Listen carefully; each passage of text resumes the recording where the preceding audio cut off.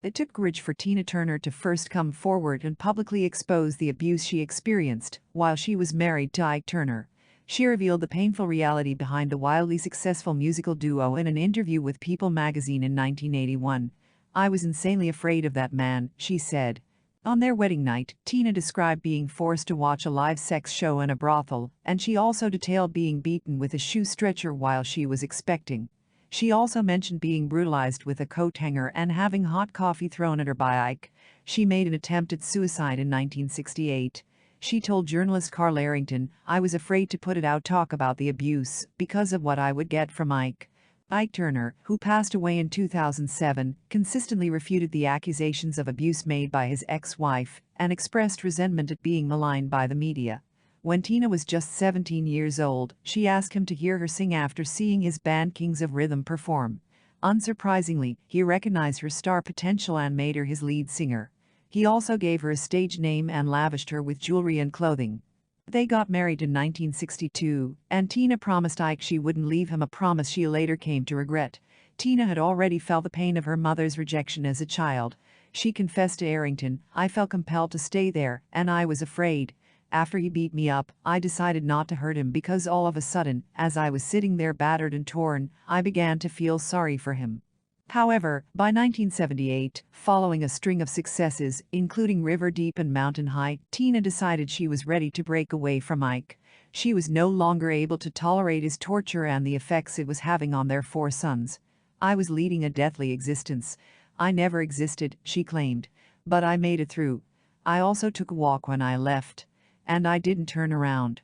Tina had to start over after moving away, earning money by singing in Las Vegas and making appearances on various TV shows. She made the decision to divulge everything in the 1981 interview in order to drive some ghosts from her past. The singer claimed in the 2021 documentary Tina by Daniel Lindsay and TJ Martin that she was so anxious before the interview that she asked her psychic if it would harm her career. The singer recalled, she said, "No, Tina. It will have the exact opposite effect. Everything will be shattered to pieces." Tina had to start over after moving away, earning money by singing in Las Vegas and making appearances on various TV shows. She made the decision to divulge everything in the 1981 interview in order to drive some ghosts from her past. The singer claimed in the 2021 documentary Tina by Daniel Lindsay and TJ Martin that she was so anxious before the interview that she asked her psychic if it would harm her career. The singer recalled, she said, "No, Tina. It will have the exact opposite effect. Everything will be shattered to pieces." Tina's decision to speak out, according to Dr. Lenore E. Walker, director of the Domestic Violence Institute in the U.S., which offers assistance to victims of domestic abuse, was crucial. According to her statement to the BBC, "In 1981 we were just learning about the extent of domestic violence in homes. It was frequently believed that abuse only happened to helpless, impoverished women. Domestic violence became more widely recognized when Tina Turner spoke out about her experience." She claims Tina aided in giving other women the confidence to speak out about abuse. As a result, when Tina Turner, a well-known and respected singer, spoke out about domestic violence, it gave other women the courage to do the same, according to the author.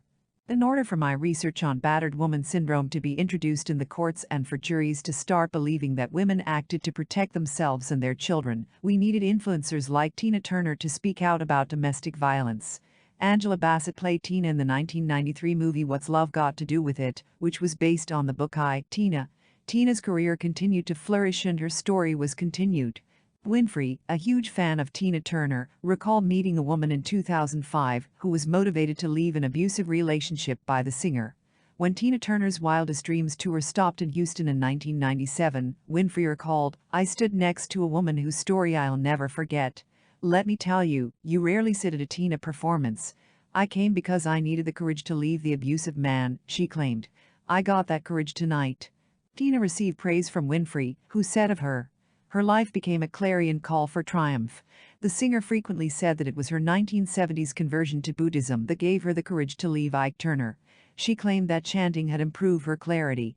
She said in the documentary, "I started seeing my life, and I started really seeing that I had to make a change."